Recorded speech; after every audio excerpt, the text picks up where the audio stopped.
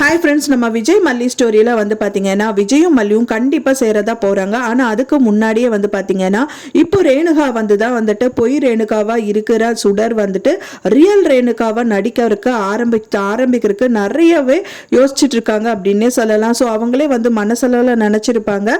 So Renuka நீ யாருமா, நீ இருந்தனால தான் வந்துட்டு நீ யாருன்னே எனக்கு தெரியல, ஆனாலும் வந்து நீ இறந்து என்னை வாழ வச்சுட்டேங்கிற மாதிரி நிறைய டைலாக் எல்லாம் விடுறாங்க.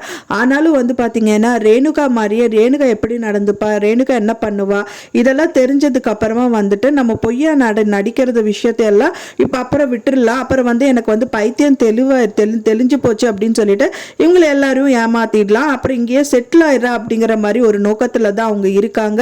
அவங்க மனசளவில் இந்த விஷயங்கள் எல்லாமே நினச்சிட்டு இருக்காங்க. ஆனால் விஜயும் மல்லியும் வந்துட்டு சேர்றது வந்துட்டு கண்டிப்பாக நடக்கும். ஏன்னா வந்து அவங்க வந்து ரியலாகவே உண்மையாக இருக்காங்க, யாருக்கும் எந்த ஒரு துரோகமும் பண்ணலை, அதுக்காகவே நல்லா கண்டிப்பாக சேருவாங்க. அதுக்கு வந்து பார்த்தீங்கன்னா இப்போ ராஜி இருக்காங்க இல்லையா, ராஜியும் அந்த கதிரேஷனும் வரக்கு சேர்றதுக்கு நிறையவே வாய்ப்புகள் நிறையவே இருக்கு. ஏன்னா வந்து ராஜி வந்து எப்பவுமே வந்துட்டு எரியற எண்ணெயில் வந்துட்டு நெருப்பில் எண்ணெய் ஊற்றுற ஆளு தான். ஏன்னா வந்து இப்போ எரிஞ்சிட்டு இருக்கு அப்படிங்கிறதுனால இப்போ மெயினாக வந்து பார்த்தீங்கன்னா இப்போ ரேணுகா வந்து வீட்டுக்கு வந்துட்டாங்க. அதையே வந்து பெரிய காரணமாக காட்டி இப்போ கதிரேஷனுக்கு வந்து ராஜிக்கு வந்துட்டு ஒரு டெண்டர் கொடுத்துருந்தாரு, அப்புறம் திரும்ப அந்த டெண்டரை வந்து கேன்சல் பண்ணி வச்சுட்டாரு. ஸோ அந்த கடுப்பில் வந்து ராஜி உட்கார்ந்துட்டு இருக்காங்க. ஸோ அதை மீண்டும் அந்த டெண்டர் கிடைக்கணும் அப்படிங்கறதுக்காக நிறைய விஷயங்கள் வந்து கதிரேஷன் கிட்ட சொல்லி அவங்க ஃபேமிலியை, அதாவது ரேணுகா விஜயை சேர்த்து வைக்கிறதுக்காக நிறைய விஷயங்கள் பண்ணுவாங்க அப்படின்னு தான் எதிர்பார்க்கப்படுது. அவங்க சும்மா இருக்க மாட்டாங்க. நீங்க இந்த மாதிரி டீல் பண்ணா நல்லா இருக்கும் சார், ஏன்னா வந்து இப்போ அவங்க ரெண்டு பேர் வந்து பிரியருக்கு எந்த ஒரு இதுவும் இல்லை இல்லையா, அவங்க மனசளவில் அப்படிதான் இருக்காங்க. ஆனால் வந்து நீங்க லீகலாக போனீங்க அப்படின்னா கண்டிப்பாக அவங்கள பிரிக்கிறதுக்கு நிறையவே பாசிபிலிட்டிஸ் இருக்கு.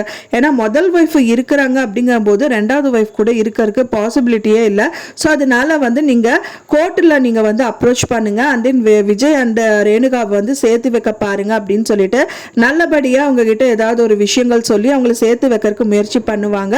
அது அப்படி பண்ணும்போது வந்து அவங்களுக்கு என்ன ஆதாயம் பார்த்தீங்க அப்படின்னா அவங்க இழந்த அந்த டெண்டரை வந்து திரும்பவும் வந்து வாங்கியிருக்க நிறைய பாசிபிலிட்டி இருக்கு.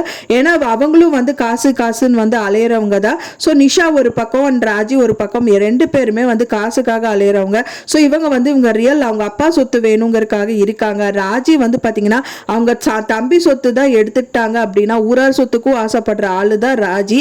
ஸோ அதனால வந்து இந்த மாதிரி விஷயங்கள் எல்லாமே பண்றதுக்கு நிறையவே பாசிபிலிட்டி இருக்கு.